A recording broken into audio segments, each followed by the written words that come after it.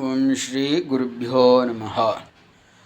ಮೂಲ ನಕ್ಷತ್ರದ 4 ಪಾದಗಳು, ಪೂರ್ವಾಷಾಢ ನಕ್ಷತ್ರದ 4 ಪಾದಗಳು, ಉತ್ತರಾಷಾಢ ನಕ್ಷತ್ರದ 4 ಪಾದಗಳು.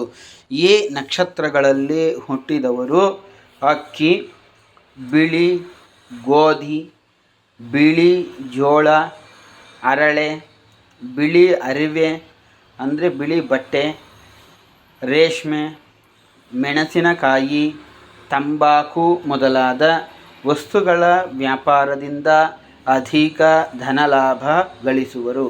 ಆದರೆ ಎಳ್ಳು, ಕಬ್ಬಿಣ, ಉಕ್ಕು, ಸೀಸ, ಕಪ್ಪು ವಸ್ತ್ರ ಮುಂತಾದ ಕಪ್ಪು ಪದಾರ್ಥಗಳ ವ್ಯಾಪಾರದಿಂದ ಸಾಧಾರಣ ಲಾಭ ಗಳಿಸುವರು ಎಂದು ಹೇಳಿದ್ದಾರೆ.